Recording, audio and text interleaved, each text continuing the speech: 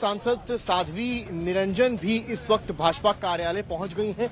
यूं तो वो मतदान की प्रक्रिया में हिस्सा लेंगी, लेकिन उनका नाम भी प्रदेश अध्यक्ष के जो नाम लगातार चल रहे हैं। आपके नाम की चर्चा थी प्रदेश अध्यक्ष को लेकर। मुझे नहीं जानकारी, मुझे जानकारी नहीं है।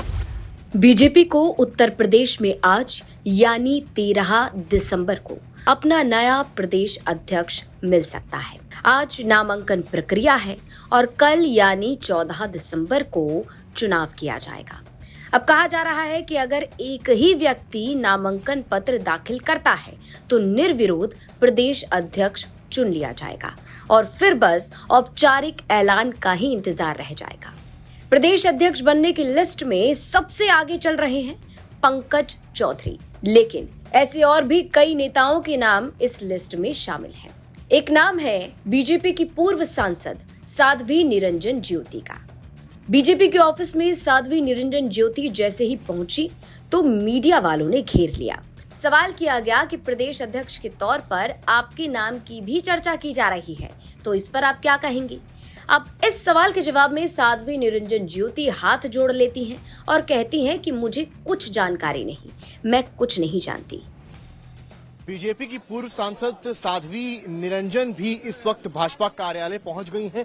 यूं तो वो मतदान की प्रक्रिया में हिस्सा लेंगी, लेकिन उनका नाम भी प्रदेश अध्यक्ष के जो नाम लगातार चल रहे हैं उनमें रहा है। आप तस्वीरों में देखें तो इस वक्त भाजपा कार्यालय में साध्वी निरंजन पहुंची हुई हैं और इस वक्त मीडिया से वो मुखातिब हो रही हैं, अपना वक्तव्य दे रही हैं, कुछ कह रही हैं। आइए सुन लेते हैं क्या कह रही हैं। कार्यकर्ता हूँ, सिपाही हूँ और पार्टी के लिए मेरा जीवन समर्पित है। मैं पार्टी के कार्यकर्ता के रूप में काम करने के लिए आई हूँ। मैं ये संगठन पर्व में प्रदेश अध्यक्ष की महत्वता किस तरीके से देखती है 2027 चुनाव को देखते हुए? किस तरीके से देखती है प्रदेश अध्यक्ष की सरकार बनेगी। साध्वी दीदी जिंदाबाद, साध्वी दीदी जिंदाबाद के नारे आपको यहाँ लगते दिखाई पड़ रहे हैं और तस्वीरों में आपको हम दिखा रहे हैं कि साध्वी निरंजन किस तरीके से यहाँ पर पहुंची हैं और लोगों से मुखातिब। कोई भी भारत के नागरिकों का अधिकार बाहर का व्यक्ति छीना ये बर्दाश्त नहीं होगा और ये विपक्ष तय करे कि हम घुसपैठियों के साथ में कि देश के नागरिकों के साथ। आपके नाम की चर्चा थी प्रदेश अध्यक्ष को लेकर। वो मुझे नहीं जानकारी,